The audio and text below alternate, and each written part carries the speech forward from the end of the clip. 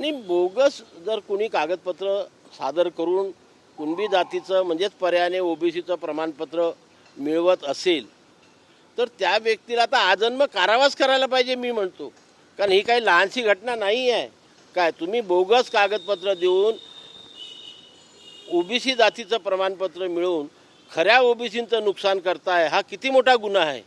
आणि म्हणून आमचे जे नेहमी आग्रहाची मागणी आलेली आहे की सरसकट ओबीसीचे म्हणजे कुणब्यांचे प्रमाणपत्र देता कामा नये. त्यामागचा उद्देशच तो होता की जे काही कागदपत्रांची गरज असते ती कागदपत्र पूर्णपणे तपासणी करून सादर केल्याशिवाय ओबीसीची प्रमाणपत्र देण्यात येऊ नये, त्याची व्हॅलिडिटी झाल्याशिवाय. म्हणून मी तर म्हटलं अर्ज भरायच्या आधी व्हॅलिडिटी काय सरकारने करायला पाहिजे.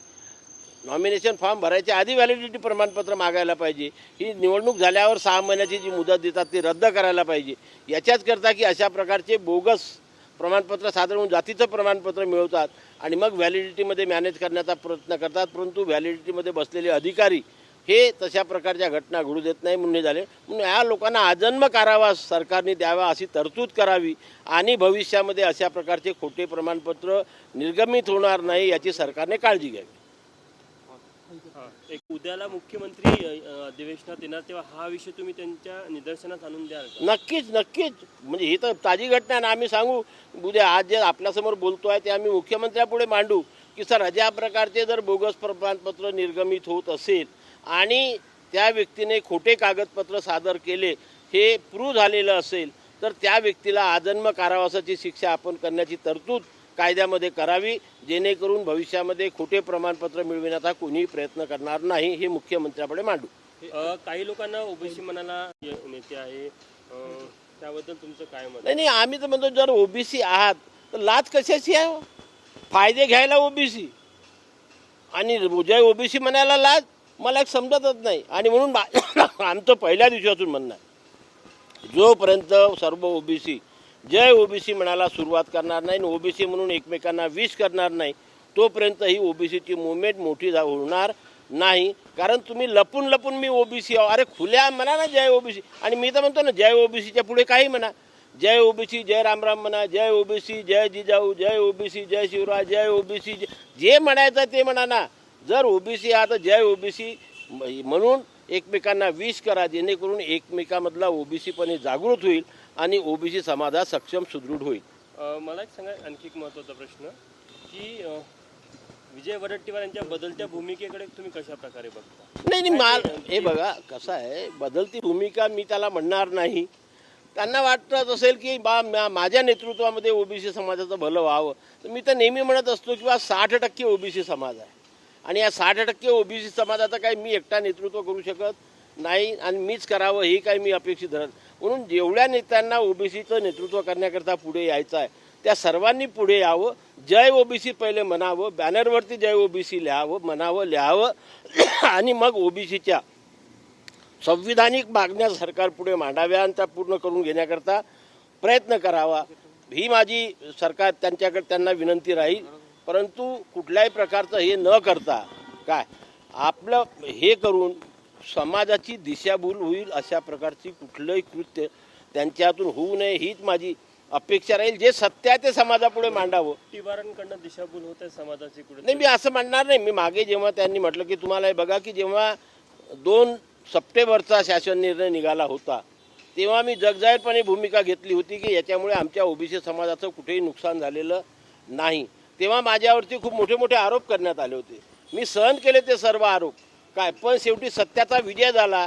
त्या 2 सप्टेंबरच्या JR-मुळे एकाही खोट्या माणसाला प्रमाणपत्र मिळालं नाही आणि नवीन लोक ओबीसीमध्ये आलेली नाही. जे सत्य आहे ते सत्य पुढे येतं.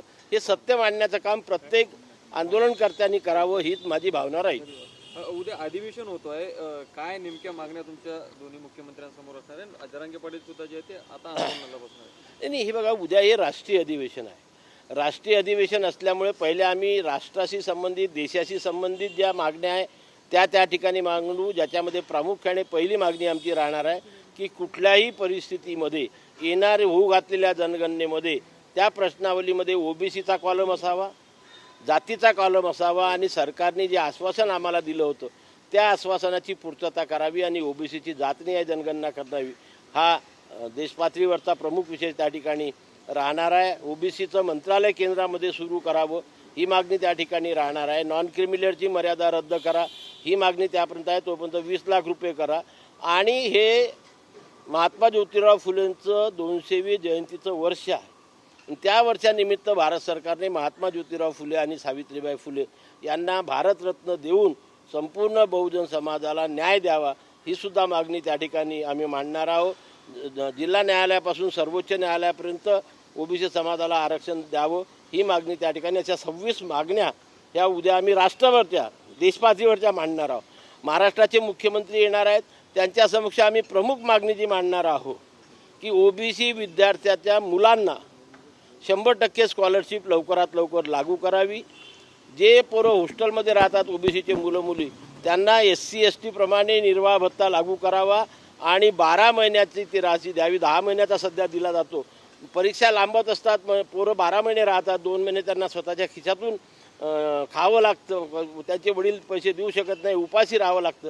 आणि म्हणून हा निर्वाह भत्ता 12 महिन्याचा देण्यात यावा ही मागणी प्रामुख्याने त्या ठिकाणी मांडणार आहोत. म्हाडा आणि सिडकोमध्ये आरक्षण लागू करावं ही मागणी त्या ठिकाणी आम्ही मांडणार आहोत. आणि आता 72 हॉस्टेलपैकी 70 हॉस्टेल सुरू झाले आणखी, पण आता विद्यार्थ्यांची संख्या वाढल्यामुळे या 72ची संख्या कमीत कमी 200 वसतिगृहाची करावी आणि प्रत्येक जिल्ह्यामध्ये 2 मुलांसाठी आणि 2 मुलींसाठी वसतिगृह करण्याची तरतूद करावी ही मागणी उद्या मुख्यमंत्र्यांपुढे मी मांडणार. जरांगे पाटील पुन्हा एकदा आरपारची लढाई म्हणत जे आहे ते आंदोलनाची हाक दिली, आंदोलनाला बसणार आहे. काय भूमिका राहणार?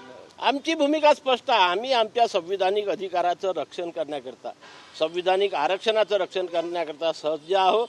आणि त्याच पातळी याच्यात शृंखलेमधलं उद्याचं हे राष्ट्रीय अधिवेशन आहे. आम्ही दरवर्षी राष्ट्रीय अधिवेशन घेतो, राज्य अधिवेशन घेतो, जिल्हा अधिवेशन घेतो, धरणे देतो, आंदोलन, आणि आमच्या ओबीसी समाजाला जागृत ठेवतो आपल्या संविधानिक अधिकाराविषयी.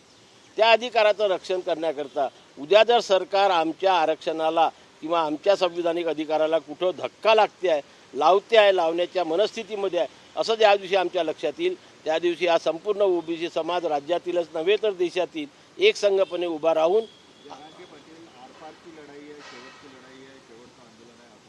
ते त्यांचं त्यांनी काय म्हणावं काय नाही तो त्यांचा प्रश्न आहे. आम्ही आमच्या संविधानिक अधिकाराचं आणि आरक्षणाचं रक्षण करण्यासाठी सुद्धा बिलकुल आरपारचीच लढाई लढतो. म्हणून आमच्या आरक्षणाला धक्का लागत नाही. त्यांची आरपारची तर आमची आरपारची लढाई असते. कुठल्याही परिस्थितीत आम्ही आमच्या आरक्षणाला धक्का लागू देणार नाही आणि सरसकट कुणब्यांचे प्रमाणपत्र सुद्धा देऊ देणार नाही.